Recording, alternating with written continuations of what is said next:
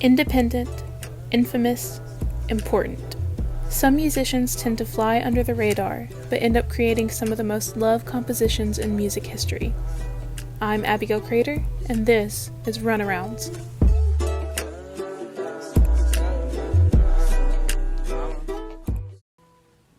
This is Tim Buckley.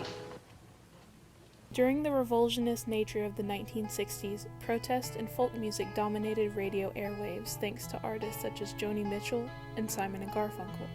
However, hidden amidst the weeds of acoustic guitars and harmonies lay a jazz-influenced psychedelic named Timothy Buckley.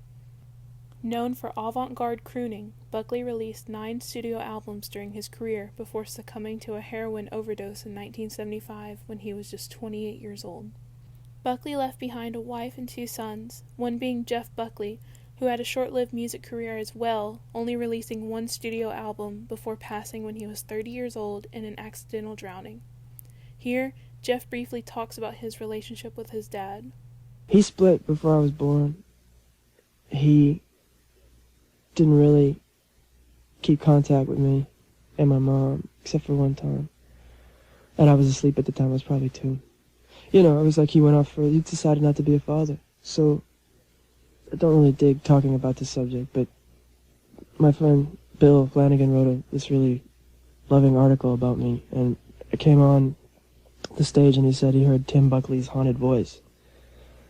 And if that's the impression I gave to people, it was purely, it's not his voice, and it's not my voice, it's the voice that's been passed down through every man in the family. I have a great, great admiration for Tim and what he did. And some things that he did completely embarrassed me to hell. But the things that were great, I'll hold up against anything. But that's a respect as a fellow artist, because he really wasn't my father.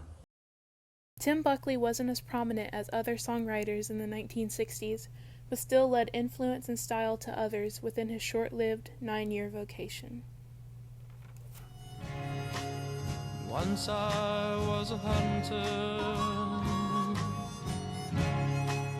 and I brought home fresh meat.